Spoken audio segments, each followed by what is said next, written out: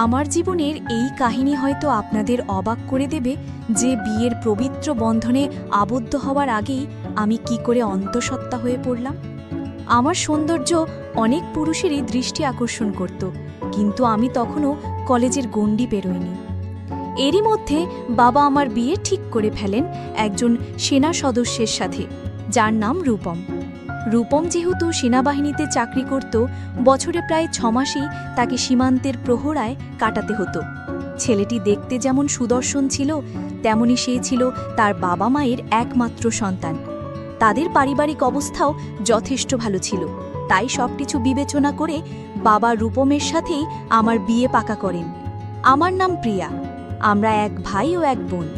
দাদু বহু বছর আগেই পরলোক গমন করেছেন, কিন্তু আমার ঠাম্মি আমাদের সাথেই থাকেন।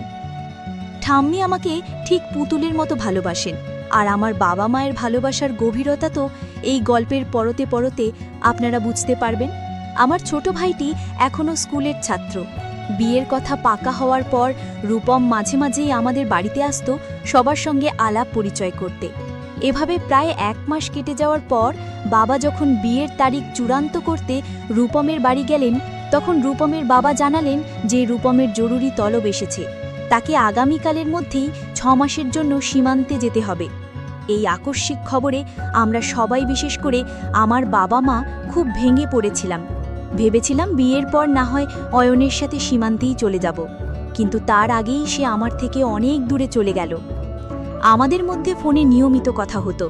যেদিন রূপমের সীমান্তে যাওয়ার কথা, তার আগের রাতে সে গোপনে আমাদের বাড়িতে দেখা করতে আসে। এই ব্যাপারে আমার বাড়ির আর কেউ কিছুই জানত না, কিন্তু আমি আগে থেকেই প্রস্তুত ছিলাম। তবে আমি এটা বুঝতে পারিনি যে সে সব কিছুর পরিকল্পনা করেই আসবে। বাড়ির সবাই ঘুমিয়ে পড়ার পর আমি রূপমকে নিয়ে আমাদের ছাদে গেলাম এবং ছাদের দরজাটা বাইরে থেকে আটকে দিলাম, যাতে ঘর থেকে কেউ ওপরে আসতে না পারে।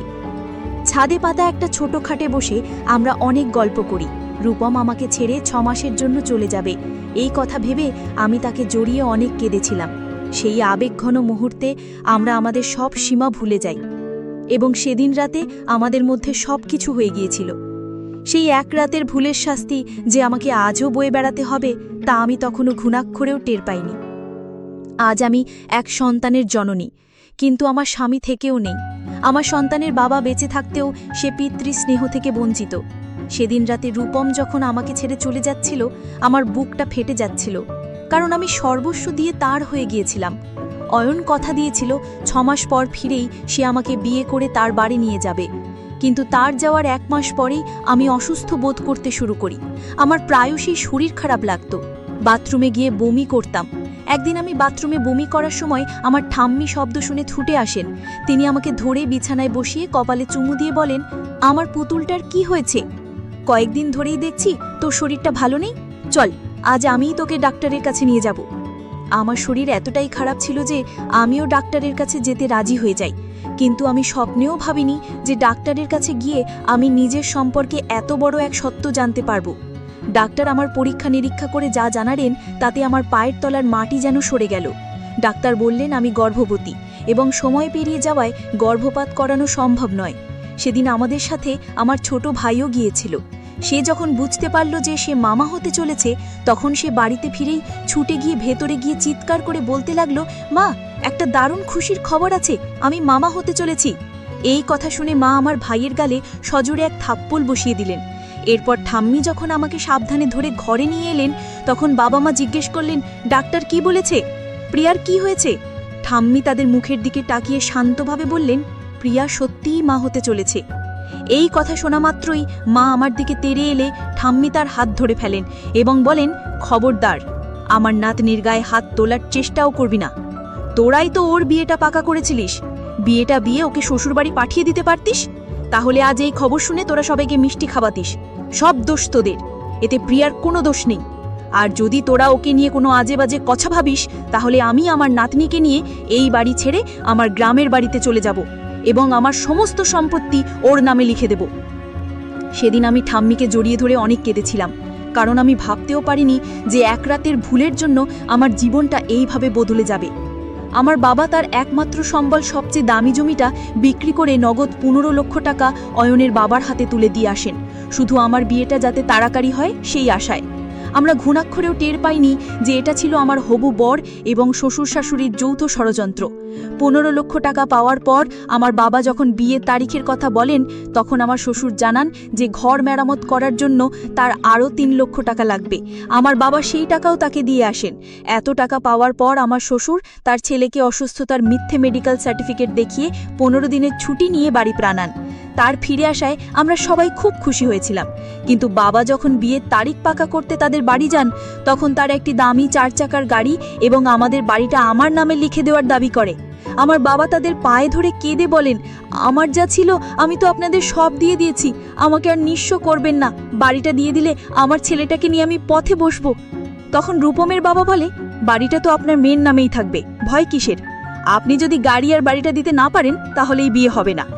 বাবা সেদিন বিধ্বস্ত হয়ে বাড়ি ফিরে ঠাম্মিকে সব কথা বলেন, আর আমি আড়াল থেকে সবটা শুনে ফেলি। আমি সাথে সাথে রূপমকে ফোন করে তার বাবাকে এসব দাবি থেকে বিরত থাকতে অনুরোধ করি, কিন্তু রূপম সাফ জানিয়ে দেয়, আমি আমার বাবা মায়ের বিরুদ্ধে যেতে পারবো না। সেদিন আমি বুঝে গিয়েছিলাম যে রূপমও তার পরিবারের মতনই লোভী। আমার বাবার চোখের জল দেখে আমি বুঝতে পারছিলাম আমার এক রাতের ভুলের শাস্তি পুরো পরিবারকে পেতে হচ্ছে। বিয়ের দিন মণ্ডপে মালা বদলের ঠিক আগে অয়নের বাবা আমার বাবাকে উদ্দেশ্য করে বলেন, ভাই সাহেব, গাড়ির চাবি আর বাড়ির দলিল আমার হাতে দিলেই এই বিয়ে সম্পন্ন হবে। এই কথা শোনার পর আমি আর স্থির থাকতে পারিনি।